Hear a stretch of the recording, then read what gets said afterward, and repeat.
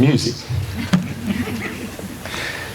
The music we grow up to, listening to as we grow up. I'm having a good one. Let me try it. The music we grow up listening to has often been described as the soundtrack to our lives. We remember those sounds that we grew up with. What mum and dad played in the car when we were little. Songs we sang with our friends at parties. And if I was to hear right now, Pride by U2, can you do that, Ian? Sorry. No, sorry. It would instantly take me back to that hall at Grafton High School for my own graduation. And there's one other medium that can have a similar effect on us. Television. We remember the shows we grew up with. They anchor us in a point of time. And I want to make particular reference to one of my favourites, the situational comedy, or sitcom for short. These shows, usually about 20 to 30 minutes per episode, involve a continuing cast of characters in a succession of comedic circumstances. Starting to sound familiar? A personal favourite of mine from the 80s was Cheers. Any Cheers fans here? I'm looking at the older part of the audience. Thank you. Got a few. Good. Mrs. Hallam loved Friends. Hands up the Friends fans. Yeah. And some younger fans. That's good. I'm not sure, Mrs. Hallam, where you stand on whether Ross or Rachel were on a break or not. Where are you? Yeah, they were on a break. They were on a break. Right. Team Ross. Is that Team Ross? Anyway. Mr Amelia was probably, I'm guessing, Kath and Kim in the early 2000s. Look at me. Look at me. Mr Humphries, you don't know this about Mr Humphries, but he was actually a really big fan of the Golden Girls. With the advent of streaming services like Netflix, you can rewatch your old favourites and share the experience with your family. Watching Seinfeld still takes me back to the common room at uni with my friends, spending many happy hours. And now I can add the laughs we share as a family to those precious memories.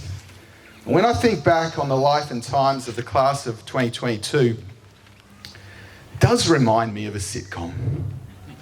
I mean, all sitcoms follow a similar pattern. Okay, year 12s. I want you to stand up if you think this applies to your cohort, okay? There's one main hangout spot. No? All right, well, maybe they're not a sitcom. Okay, I better get something on this. There's probably an annoying younger sibling. Yeah. Em, straight on your feet. Thank you. There's a new addition over the years. I think Beck, you should stand up there. Marcia, yeah. Jess. Made such a big impact in such a short time. Thank you. There's a rebel. I can't see who's standing up. Who is it? Oh, what a shock. There's an oddball friend. Mitch. On your feet, Mitch. Okay. Mum plays an important role. Get on your feet, guys. Come on. Hope Steph's on her feet. Next one. Physical comedy is inevitable. Thanks, Ali. There's a not so typical matchup.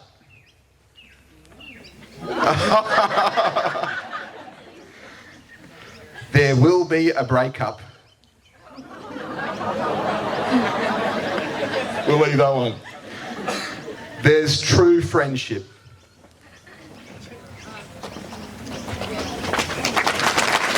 Yeah. And the last one. Someone gets married. Yeah, boys. Let's hear it for the boys.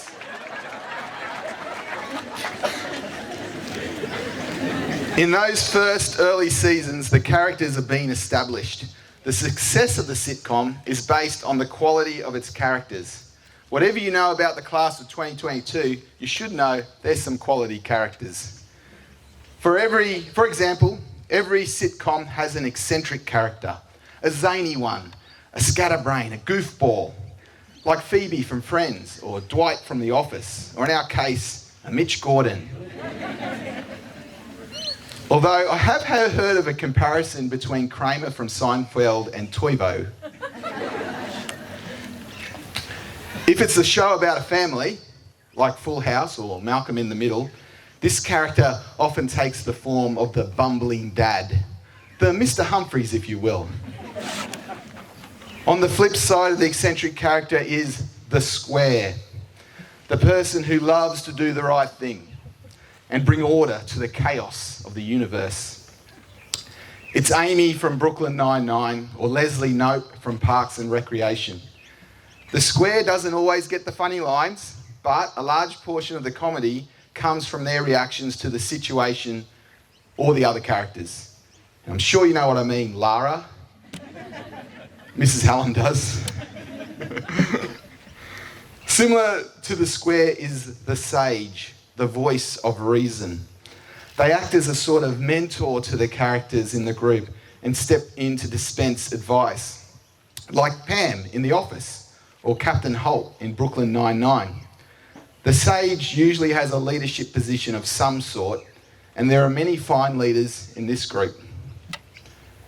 A true sage is close to the group but sits outside of it. I suspect you can all think of one of your teachers who fulfills this role, and I know Mrs. Herford and Mr. Melia have done some heavy lifting in this area. Every group has a charmer. You know the kind. Barney from How I Met Your Mother, Penny from Big Bang Theory, or Joey Tribbiani from Friends. How you doing? I think maybe there's something in the name Joey. Many shows have the precocious one, a character so adorable and charming that every time you see them, the audience goes, "Aww." Okay? You get ready to do that in a sec, guys. This happens every time little Michelle Tanner from Full House comes onto our screens. And it's also what happens in our heads every time Joe Lewis walks into the classroom.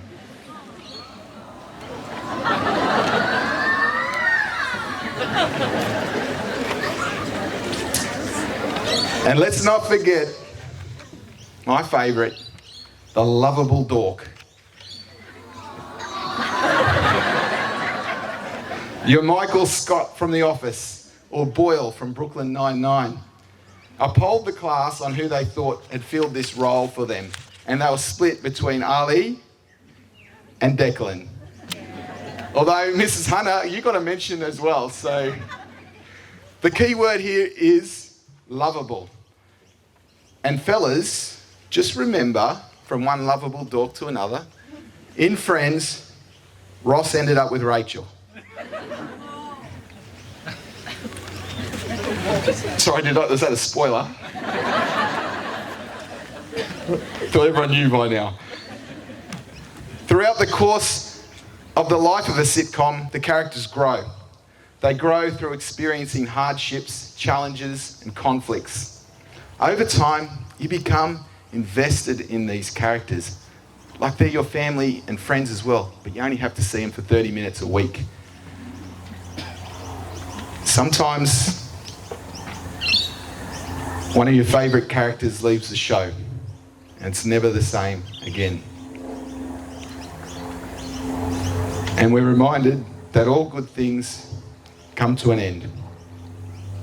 That end is the final episode, and that's where we are today. The writers and producers of a sitcom agonise over how to end the show, how to do it justice.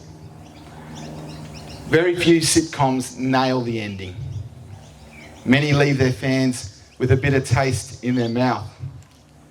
I still find it so hard to watch that final episode of Seinfeld. Some shows do the final episode really well. In The Office, Andy, he speaks directly to the camera. And he's clearly feeling sentimental about things ending, just like we're all feeling now. And he looks straight down the camera and he says something so profound. I wish there was a way to know you're in the good old days before you've actually left them. Guys, you're still in the good old days. Make the most of them. My favourite final episode is from Scrubs. Scrubs is a sitcom about intern doctors starting their careers in a hospital. The comedy in Scrubs is terrific. But what is also so impressive about the show is how it blends in emotion. The friendships, relationships, the dynamics in Scrubs are brilliant. Just a joy to watch. Just like the class of 2022. In the final episode, the central character, JD, finds himself alone in the hall of the hospital. He stands there, remembering. All of his joys, his heartbreaks, successes and failures are manifested in memories of the patients he treated, the friends he met, the people he worked with, those he shared the journey with. And that's where you stand today. You're looking down that hall right now. On this ball court, you spent your lunchtimes playing handball with your friends. That's probably because you got banned from playing Tiggy. On Fridays, it was bin balls with Mr K. In these rooms, so many precious memories. In secondary, the trials and tribulations of camps and relationships will be with you for decades. Laughs with your teachers, like locking Mr Humphreys out of the room, or any lesson in Miss Hunter's class. Lunchtime with friends, special events, leading the war cry. Back to the final episode of Scrubs.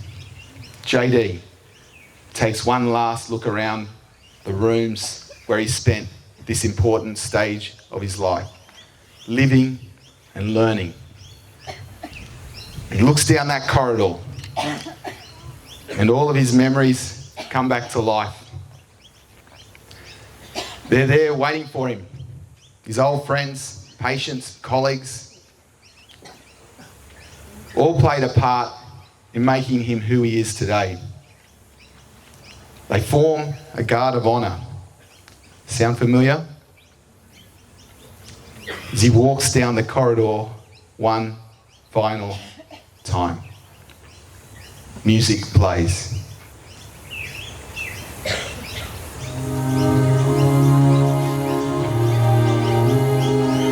As he passes each, they say one final thank you, one final goodbye.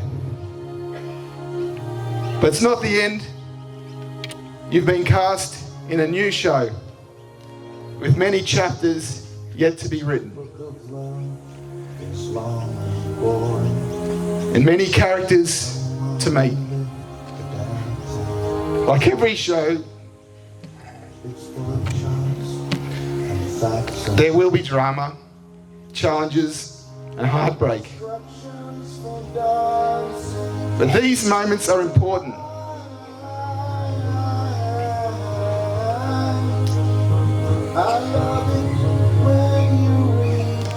They're important in highlighting the good times, the successes, the joys, the love.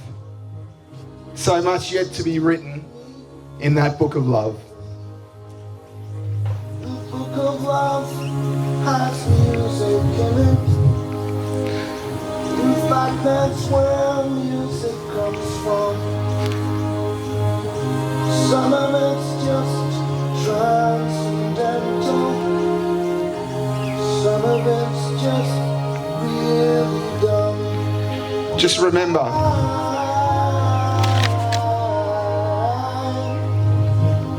You're not a one-dimensional sitcom character. You're not a stereotype. You do not have people writing your words for you, deciding your fate. You are not defined by these catchphrases, by what you wear, or your choice in music. You're defined by your actions. Your actions will define the rest of your life. So, class of 2022, I say to you, write the chapters that only you can write. Sing the song that only you can sing, and live the life that only you can live. We will be tuning in from time to time to see how you're getting on.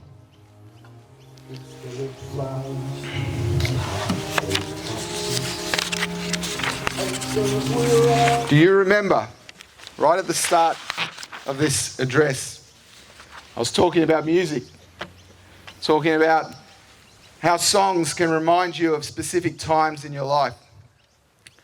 Well, my goal today is to implant a song in your brain so that when you hear it in the future, it'll bring you right back to this moment.